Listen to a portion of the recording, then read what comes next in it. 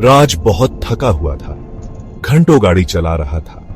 बाहर तूफान और भी भयानक हो गया।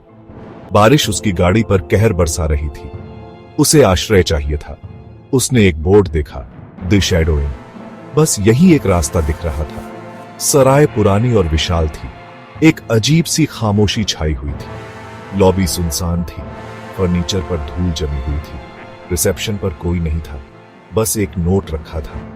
उस पर लिखा था, मत जाना। राज की रूह कांप उठी। वह अपने कमरे में गया। हवा भारी लग रही थी, जैसे कोई अनदेखी चीज मौजूद हो। टिमटिमाती लाइट से दीवारों पर परछाई नाच रही थीं। उसने बेचैनी को दूर भगाने की कोशिश की। यह बस एक पुरानी सराय है, उसने खुद से कहा। लेकिन डर उसके मन में घर कर गया था। अचानक दरवाजा खुल गया। एक औरत वहां खड़ी थी। उसकी आंखें धंसी हुई थीं, चेहरा पीला और सूखा हुआ था। उसने कहा, उसकी आवाज फुसफुसाती हुई, तुम्हें यहां नहीं होना चाहिए। फिर जैसे वह अचानक आई थी, वैसे ही गायब हो गई।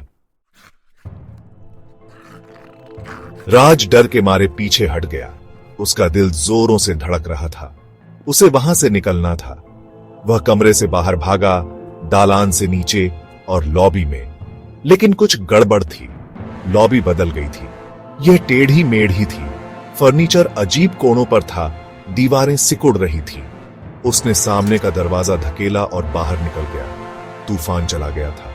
उसकी गाड़ी चली गई थी। सराय चली गई थी। वह वापस सड़क पर था। क्या यह सब एक सपना था? उसे राहत मिली, लेकिन यह ज्यादा देर तक नहीं रही। वह घर पहुंच गया। उसका दिमाग अभी भी घूम रहा था। जैसे ही उसने दरवाजा खोला, उसने उसे देखा। जमीन पर एक और नोट रखा था। उसने उसे उठाया। लिखावट देखकर उसकी रूह कांप उठी। सराय से वही संदेश था, मत जाना। तब उसे ठंड से भरपूर यकीन हो गया कि सराय गायब नहीं हुई थी। यह उसके पीछे घर आ गई थी। शैडो इन कोई जगह नहीं थी। यह अब उसका हिस्सा थी, एक भयानक एहसास जिससे वह बच नहीं सकता था। वह फंस गया था, हमेशा के लिए उस रात की भयावहता से बंध गया था।